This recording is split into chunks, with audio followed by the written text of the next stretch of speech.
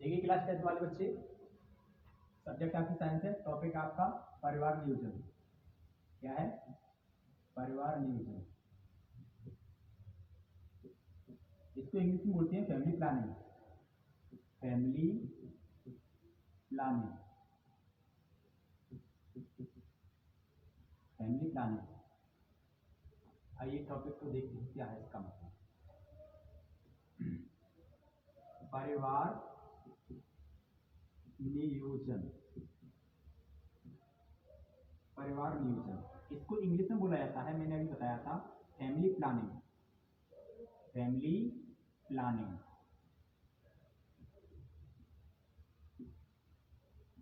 इसका मतलब क्या होता है? परिवार, परिवार का मतलब इंग्लिश में बोलते हैं फैमिली, ठीक है। नियोजन का मतलब होता है प्लानिंग। मतलब नियोजन, नियोजन परिवार को क्या करना, परिवार को इकट्ठा करना, परिवार को बनाना। परिवार को बनाने का मतलब ये हुआ परिवार को सीमित रखना, या परिवार को सीमित रखना, सीमित रखना। परिवार को सीमित रखने का मतलब ये हुआ कि जो परिवार है ना, परिवार है वो परिवार ज्यादा बड़ा ना होना चाहिए, वो उसमें सिर्फ क्या होना चाहिए, 2 या 3 बच्चे होने चाहिए। क्या होना चाहिए? 2 या 3 बच्चे होने चाहिए, इससे ज्यादा बच्चे नहीं होने चाहिए, इससे अधिक नहीं, अधिक बच्चे नहीं, ठीक, अधिक बच्चे नहीं होने चाहिए। ये तो हुआ आपका क्या, परिवार नियोजन का अर्थ। क्या हुआ? परिवार नियोजन का अर्थ, ठीक है। अब इसका अगर उद्देश्य पूछा जाता है, परिवार नियोजन का क्या उद्देश्य है, क्या पूछा जाता है? उद्देश्य। तो उद्देश्य का मतलब ये होता है इसका क्या टारगेट, इसका क्या मेन लक्ष्य, इसका क्या उद्देश्य है? तो परिवार को बनाना, परिवार को बनाने का मतलब होता है परिवार को सीमित रखना। परिवार को क्या करना? सीमित बनाना या सीमित रखना ही वो क्या कहलाता है? परिवार नियोजन कहलाता है। ये तो हुआ आपका परिवार नियोजन। अब इससे परिवार नियोजन से देखते हैं हम लाभ। क्या देखते हैं? लाभ। ये आपका जो बोर्ड परीक्षाएं होती हैं, उन बोर्ड परीक्षा में कम से कम 7 नंबर का क्वेश्चन आता है कि जो परिवार नियोजन से आप क्या समझते हैं, इसकी क्या विधियां हैं, इसको समझाइए, ठीक है। कम से कम 7 नंबर का आता है। अब देखते हैं इसके लाभ। जो परिवार नियोजन होता है, जैसे परिवार नियोजन हम परिवार को हम सीमित रखें या कम बनाएंगे परिवार, ठीक है, कम संतान करेंगे, तो उससे क्या मतलब क्या बेनिफिट रहेगा, तो इससे बेनिफिट देखते हैं हम। ये बेनिफिट अब ये होता है, जैसे अगर परिवार सीमित रहेगा, क्या हुआ, परिवार हमारा, परिवार सीमित होने से क्या हुआ, सीमित होने से निम्नलिखित लाभ होंगे, ठीक है। अब जो लाभ हैं वो देखते हैं। एक तो पहला नंबर आता है आपका, क्या होता है, परिवार के जो बच्चे होते हैं ना, बच्चों को क्या होता है, बच्चों को भरपेट भोजन प्राप्त होती है, भरपेट भोजन प्राप्त होता है, भोजन प्राप्त होता है। अगला पॉइंट आता है आपका, उनके जो वस्त्रों होते हैं ना, वस्त्र, बच्चों को भली भांति,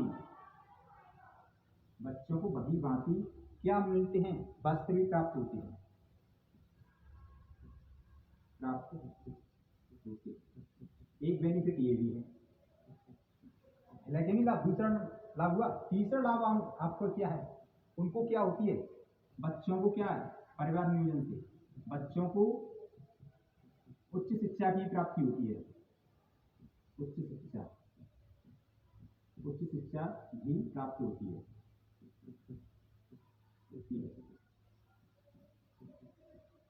एक पॉइंट आपका ये है, बच्चों को अगर सीमित परिवार होगा या सीमित परिवार नियोजन होगा मतलब, ठीक है, तो वहां बच्चों को क्या होगी, बच्चों को सारी खुशियां मिलती हैं, सारी खुशियां मिलती है या सभी प्रकार की खुशियां मिलती हैं, खुशियां प्राप्त होती हैं, प्राप्त होती हैं, ठीक है। ये आपके 4 ही कंपलसरी पॉइंट बेनिफिट है ना, ये क्या है, परिवार नियोजन से लाभ। किससे लाभ है? परिवार नियोजन से लाभ, ठीक है। परिवार नियोजन से, ये आपके बेनिफिट हुए। अब इनके जो विधियां हैं उसकी विधियों के बारे में, इसकी जो परिवार नियोजन है ना, इसकी दो प्रमुख विधियां हैं। कितनी है? दो प्रमुख विधियां। इन विधियों के बारे में हम जानेंगे। इनकी दो प्रमुख विधियां हैं। मैंने अभी आपको बताया ये बोर्ड पेपर में कम से कम 7 नंबर का आता है।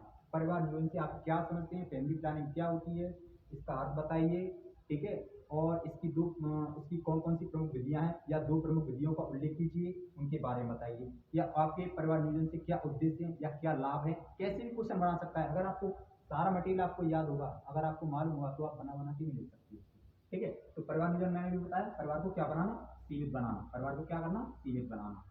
परिवार को क्या करना, सीमित बनाना, या परिवार को सीमित बनाना, ठीक है। मैंने अभी ये बता दिया है, ठीक है। अभी परिवार को क्या करना, सीमित रखना, मतलब ज्यादा बड़ा परिवार ना बनाना, ठीक है। इसमें क्या होना चाहिए, 2 या 3 बच्चे होने चाहिए, या अधिक बच्चे नहीं होने चाहिए, ठीक है। इसमें हाँ, इसके उद्देश्य क्या है, वही परिवार को सीमित रखना, ठीक है। इसके लाभ क्या है, परिवार को सीमित होने से क्या लाभ है, ये लाभ है, होने से लाभ है। क्या लाभ है, इनसे लाभ ये बच्चों को क्या होता है, भरपेट भोजन की प्राप्ति होती है। अगर छोटा परिवार होगा तो बच्चों को क्या होगा, भरपेट भोजन प्राप्त होगा, ठीक है। सेकंड पॉइंट है आपका है, बच्चों को भली भांति क्या होती है, बच्चे मिल सकते हैं, क्योंकि कम बच्चे होंगे तो उनके जो पेरेंट्स होते हैं, उनके माता पिता होते हैं, तो क्या होना, बच्चों को भली प्रकार से कपड़े आदि दिला सकते हैं, ठीक है। नंबर तीसरा है, बच्चों को क्या होती है, उच्च शिक्षा की प्राप्ति होती है, अच्छे अच्छे स्कूलों में पढ़ सकते हैं बच्चे, और उनकी शिक्षा भी है, सुचारू रूप से चल सकती है। और इन बच्चों को क्या, इसमें अगला पॉइंट है, बच्चों को सारी क्या सेम प्राप्त होती है। छोटी फैमिली रहेगी तो बच्चों कहते हैं ना, छोटा परिवार खुशी आया। ये सारे आपके पॉइंट हुए क्लियर, ठीक है। अब दो प्रमुख विधियां हैं, इसके बारे में अभी नोट आगे हम देखेंगे, ठीक है। जब तक आप इसका स्क्रीनशॉट लीजिए या इसको उतारिए जल्दी से फटाफट। हाँ तो बच्चों, मैंने अभी आपको बताया था जो परिवार नियोजन के बारे में, ठीक है। अभी आपको मैंने बताया था किसके बारे में, परिवार नियोजन के बारे में। अब देखते हैं परिवार नियोजन की दो प्रमुख विधियां हैं। कितनी विधियां हैं, दो प्रमुख विधियां हैं, दो प्रमुख विधियां हैं। इन विधियों के बारे में जानते हैं, परिवार नियोजन की दो प्रमुख विधियां कौन कौन सी हैं। दो प्रमुख विधियां हैं। नंबर फर्स्ट पर आते हैं, पहली है इसमें अस्थायी विधियां। कौन सी है, अस्थायी विधियां। अस्थायी विधि, अस्थायी विधि का मतलब ये हुआ, अ का मतलब नहीं, अ का मतलब क्या हुआ, नहीं, जो विधि स्थायी ना हो। इसको इंग्लिश में बोलते हैं टेम्पोरेरी, टेम्पोरेरी मेथड, इसको इंग्लिश में बोला जाता है, कहते हैं टेम्परेरी अस्थायी विधि, ठीक है।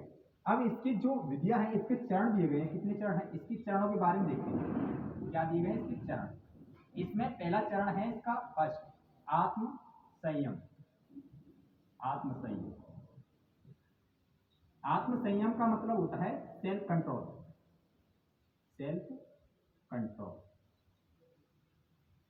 Self control, self control. Self control का मतलब ये हुआ, सेल्फ का मतलब क्या है, आत्म। सेल्फ का मतलब क्या हुआ, आत्म का मतलब स्वयं। आत्म का मतलब क्या है, स्वयं। संयम का मतलब होता है कंट्रोल। संयम का मतलब क्या है, कंट्रोल। कंट्रोल का मतलब ये होता है नियंत्रण। कंट्रोल का मतलब क्या होगा, नियंत्रण। इसका मतलब हुआ नियंत्रण। अब देखते हैं आत्म संयम का क्या है। इस आत्म संयम इसके अंतर्गत क्या होना चाहिए, जो पुरुष होते हैं, पुरुष को लैंगिक संपर्क, पुरुष को स्त्री के साथ लैंगिक संपर्क, स्त्री के साथ लैंगिक संपर्क, लैंगिक संपर्क आत्म संयम से करना चाहिए। आत्म संयम से करना चाहिए, अर्थात इसका कहने का तात्पर्य हुआ करना चाहिए। स्त्री का जो सुरक्षित काल होता है, स्त्री का क्या होता है, स्त्री का सुरक्षित काल, इस समय पर ही, सुरक्षित काल में ही क्या करना चाहिए, संभोग करना चाहिए, या लैंगिक संपर्क करना चाहिए। संभोग या लैंगिक संपर्क करना चाहिए, लैंगिक संपर्क करना चाहिए, संपर्क करना चाहिए। अदरवाइज यदि अगर सुरक्षित काल में अगर संपर्क नहीं किया, इसके बावजूद, इसके अलावा अगर सुरक्षित काल के अलावा भी हमने संपर्क कर लिया, तो क्या होता है, इससे संतान उत्पन्न होने की संभावना रहती है, ठीक है। क्या रहता है, संतान उत्पन्न होने की संभावना रहती है, ठीक है। इस विशेष का ध्यान रखना, क्या है, आत्मसंयम, ठीक है। अगला, अब जब तक इसके नोट कीजिए, अभी इसके अब अगले पॉइंट पर चलते हैं, ठीक है। जल्दी जस्ट नोट कीजिए।